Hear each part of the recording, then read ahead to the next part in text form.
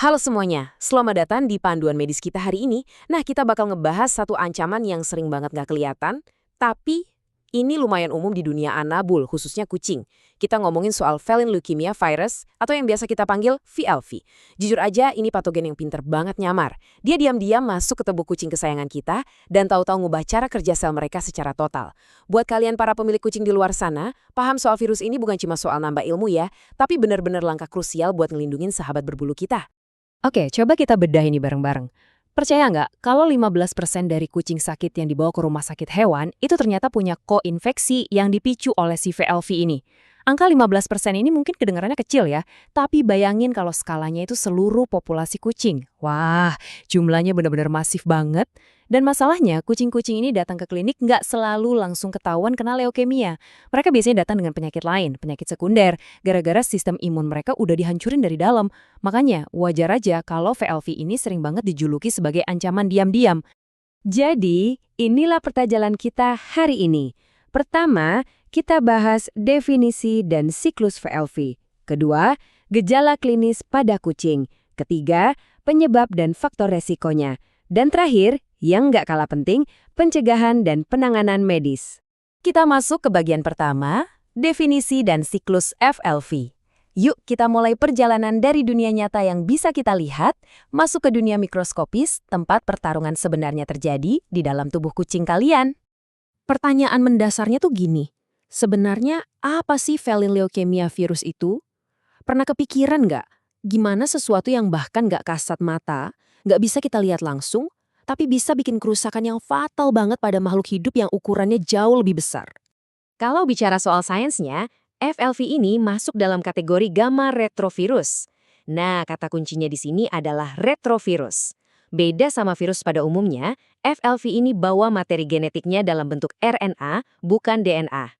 Pas virus ini berhasil masuk ke sel inang, alias sel kucing kalian, dia ngelakuin trik yang luar biasa bahaya. Dia ubah RNA-nya jadi DNA. Buat apa coba?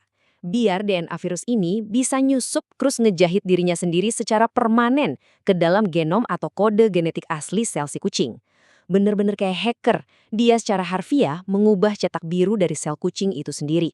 Nah, yang bikin makin merinding dari si pembajak mikroskopis ini adalah strukturnya. Kalian perhatikan ada untaian tunggal RNA di bagian tengahnya. Dan yang paling krusial, ada enzim yang namanya reverse transkriptase. Enzim inilah yang jadi mesin utamanya, yang mengubah RNA jadi DNA tadi. Oh ya, ada satu lagi nih yang penting, yaitu lapisan protein di sekelilingnya yang disebut antigen P27. Kenapa ini penting? Karena protein inilah yang nanti bakal dilacak sama dokter hewan waktu mereka melakukan tes darah pada kucing kita. Proses pembajakan ini sebenarnya terjadi dalam 3 tahap utama. Pertama, pengikatan dan fusi. Virus nempel terus masuk ke dalam sel. Kedua, transkripsi balik, di mana enzim reverse transkriptase tadi mulai kerja lembur buat nulis ulang RNA jadi DNA. Dan ketiga, integrasi. DNA virus masuk ke nukleus dan berubah jadi provirus. Coba bayangin kayak gini deh.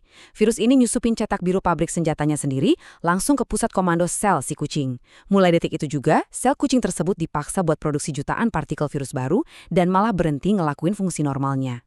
Lanjut ke bagian kedua, gejala klinis pada kucing. Setelah kita paham cara kerja virus ini beroperasi secara mikroskopis, sekarang pertanyaannya, apa sih dampak makroskopisnya? Gimana kondisi fisik kucing saat sel-selnya terus-terusan dibajak? Berhubung virus ini hobinya nyerang sel pembentuk darah di sumsum tulang, dampaknya jelas mematikan. Gejala utamanya itu imunosupresi parah. Gampangnya, sistem kekebalan kucing lumpuh total. Makanya, mereka jadi gampang banget diserang bakteri atau jamur yang biasanya nggak berbahaya sama sekali. Datanya nyebutin sekitar 11% kucing dengan VLV itu ngalamin anemia parah, dan 6% kena kanker limfoma. Terus, buat anak kucing yang baru lahir, infeksi ini bikin kelenjar timus mereka menyusut, yang berujung pada fading kitten syndrome. Ini kondisi di mana anak kucing perlahan-lahan merosot kesehatannya dan akhirnya nggak bisa bertahan hidup. Jadi begini, poin krusialnya ada di statistik yang sejujurnya bikin patah hati ini. Dari kucing-kucing yang terinfeksi dan terus-terusan bawa virus aktif di darahnya, atau yang kita sebut viremia persisten, lebih dari 80% diantaranya bakal meninggal dalam waktu 3,5 tahun setelah didiagnosis. Angka 80% itu nunjukin betapa super agresifnya VLV ini kalau dibiarin aja tanpa penanganan medis. Ngelihat realitas klinis, Apalagi saat anabul kita harus lemes dan butuh terapi cairan infus di klinik. Duh, rasanya pasti hancur banget. Tapi tenang, jangan putus asa dulu. Masih ada kabar baik dan ruang buat harapan kok. Dengan diagnosis yang cepat dan perawatan medis pendukung yang maksimal, banyak kucing positif FLV yang masih bisa hidup nyaman selama berbulan-bulan, bahkan bertahun-tahun. Kuncinya cuma satu, penanganan yang benar-benar agresif terhadap infeksi sekunder yang muncul karena sistem imun mereka yang drop tadi. Oke, sekarang kita masuk ke bagian ketiga, penyebab dan faktor resiko. Nginget betapa bahayanya virus ini, pasti kalian mikir, dari mana sih asalnya virus ini? Kok bisa nyebar dengan gampang di lingkungan? Nah, FeLV ini menyebarnya paling sering lewat air liur kucing yang terinfeksi. Tapi ada satu fakta yang benar-benar ironis dan menyedihkan. Virus ini nggak cuma tular lewat perilaku agresif kayak perkelahian atau gigitan yang dalam loh, tapi juga lewat hal-hal manis. Perilaku sosial yang penuh kasih sayang kayak saling ngejilat atau grooming, sampai berbagi mangkuk air dan makanan, itu adalah cara penularan yang sama efektifnya. Jadi cinta dan kasih sayang antar kucing di rumah yang sama, sayangnya justru bisa jadi jalan buat virus ini pindah tubuh. Dari cara nularnya tadi, kita bisa langsung metein faktor risikonya. Kucing jantan yang belum disteril ada di risiko tertinggi, karena dorongan hormon bikin mereka hobi berantem dan cari wilayah. Terus, kucing yang dikasih akses bebas main keluar rumah atau yang tinggal di lingkungan padat kucing alias hoarding, itu rentan banget kepapar. Terus, apa dong artinya ini buat kucing kalian yang anteng di dalam rumah? Kabar baiknya, kalau kucing kalian murni kucing rumahan, sendirian aja di rumah, dan nggak pernah ketemu kucing luar, mereka praktis aman dari infeksi VLV. Coba kita lanjut dan lihat gimana semua info tadi ngebawa kita ke bagian keempat, pencegahan dan penanganan medis. Ilmu tentang siklus dan penularan virus nggak akan lengkap tanpa tahu apa aksi nyata yang bisa kita lakukan, ya kan? Yuk kita bedah bareng-bareng untuk memberdayakan kalian sebagai pemilik pendengar. Waktu kalian ngetes VLV ke kucing, hasilnya tuh kadang nggak sesimpel hitam dan putih. Secara umum, ada dua kemungkinan besar.